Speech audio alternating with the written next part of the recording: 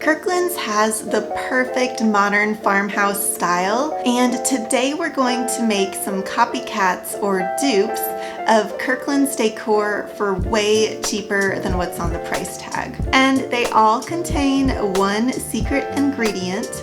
When you figure out what the secret ingredient is, comment below. All these are going to have a white and black color scheme.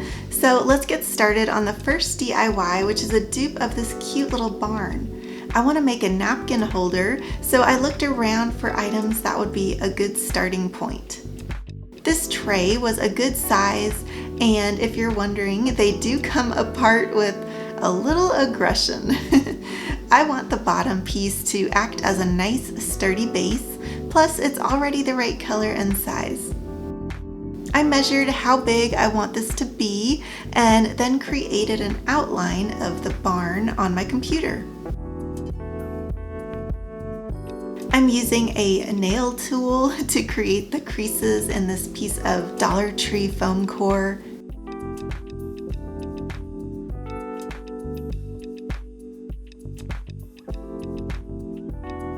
Then I used my X-Acto knife to cut out the shapes. Make sure you have a fresh blade when you're working with foam core. I did two sides with this barn shape. For the open areas of the barn, I want to have a gray backing. I found these chopping mats at Dollar Tree and I think they might work. They are supposed to be for cutting, so it may not be easy to cut through them. We'll have to see. Okay, these cutting mats took a couple slices to get through, so good for our project, but maybe not so good for in the kitchen. I mixed up a grayish shade and gave the matte side of the chopping mats a little texture. If you're familiar with my style, you may have noticed I always go for a simple, elegant look, so my farmhouse is more on the modern farmhouse end. I like a nice clean look, so the texture here is subtle, but does add just a bit of dimension to this piece. I also painted the sides of the roof of the barn. For the design at the top of the barn, I tried a couple different ways. When you're freehanding with paint, it is helpful to test your design on a separate piece of paper just to make sure that everything is how you like it. But I found the easiest way to do this shape is to draw with a marker. This marker happens to be erasable, so if you mess up, no worries. Then I took the paint and I traced over the marker. Doing it this way gives you that hand-painted look without all the pressure to get it right the first time with the paintbrush. Next, I attached the cutting mats to the inside of the barn shapes and then glued these to each side of the wooden base.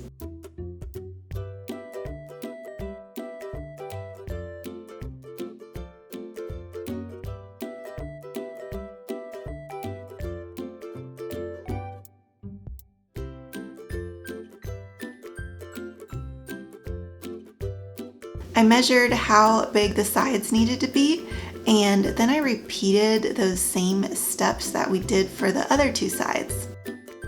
Today I'm joining the Heidi Sonboul DIY challenge, and the theme is farmhouse. If you want to see a bunch of other farmhouse style DIYs, make sure to check out the playlist that I will link below, and I'll also link Heidi's channel because she does some amazing crafts.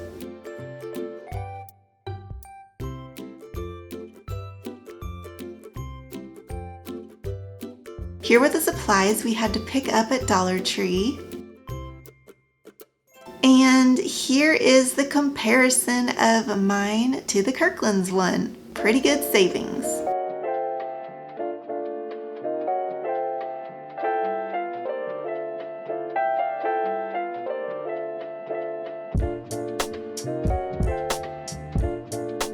I I thought this monogram sign was so cute, but I think we can make it for way cheaper than $25. I had this floral hoop, but you could use a hula hoop or an embroidery hoop. I already painted it white and I'm just measuring it to see how big the letter M needs to be. I created this M on my computer and manipulated it to be as close as possible to the Kirkland's one, but since my printer only does letter-sized paper, I have to piece it together.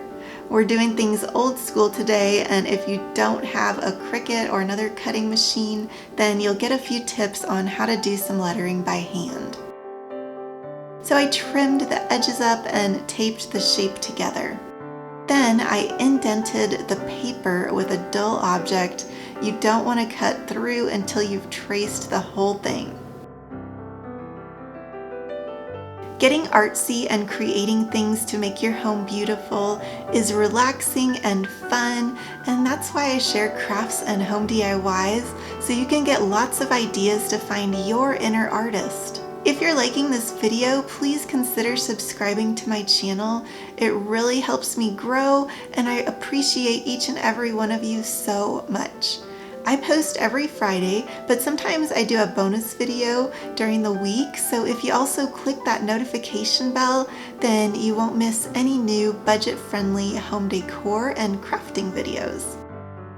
Then I go in with my X-Acto knife and try to make as smooth of cuts as possible. I'm using long, slow cuts, trying to pick up the knife as few times as possible, and this is the best way to do it. I've been using X-Acto knives since probably design school, and that was a long time ago. So I've even got a few mess ups even with all those years of experience. So don't worry if yours doesn't come out perfect, because you can go in and do detail work after the initial cuts. I cleaned up the edges, and even a little sandpaper can really smooth things out.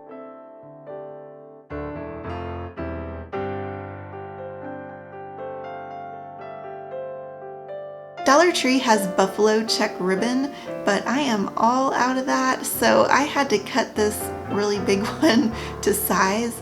Not the ideal situation, but I'm sure I'll pick up more of that ribbon from my Dollar Tree on my next visit.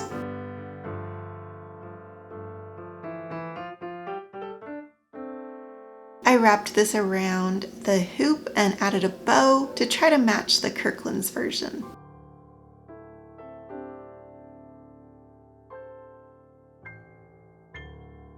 And then I attached the letter to the back of the hoop. That way you won't see where the glue is. Here were the supplies we had to pick up at Dollar Tree. And here is the comparison of my version to the Kirkland's one.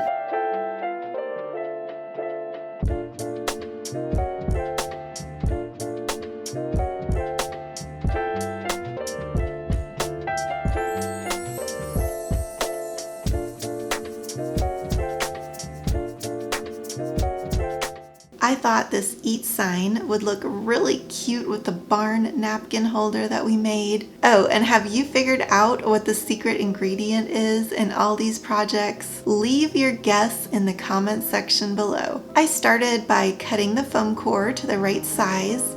This will be a nice thick backing for our sign.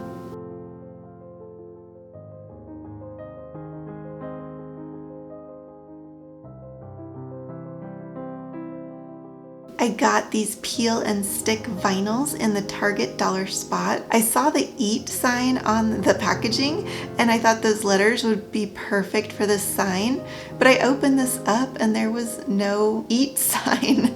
It was just the backgrounds, the vinyl, but that's okay. We can manage. We have other ways to do these letters. So I made these letters match the Kirkland's ones as closely as possible on my computer, and then to add a tiny bit of texture, we are going to dry brush these with some of that grayish paint I had mixed up. I got as much of the paint off the brush as possible and then very lightly brushed in several different directions to give a bit of distressing. Then I finished cutting those letters out with the X-Acto knife.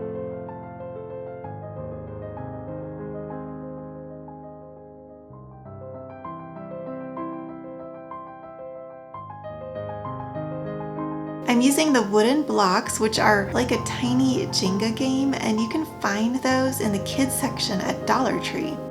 And I'm just gluing those right onto the sign. Hot glue sticks wood to foam core really well, so these are on there good. I like the natural look of this wood, so I am trying to find blocks that have a similar pattern. There are some blocks in there that have no grain on there, they're just really flat looking, so I am avoiding those. Oops, there was one block with writing on it. I will leave that one off of here. Then I used a very thin coat of Mod Podge on the back of each letter and stuck it to the foam core.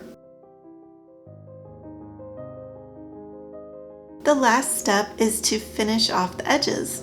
I'm mixing up some paint to closely match the color of those wooden blocks. It's just mostly white with a little brown and a little yellow. Then I painted that on the sides where the foam core was exposed.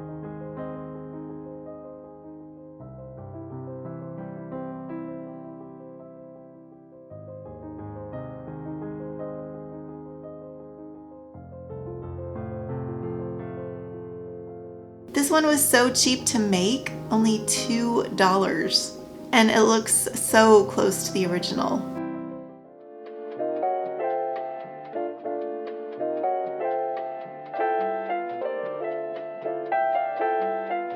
I hope you were inspired to make one or more of these DIYs. Don't forget to subscribe for more home decor inspiration every week.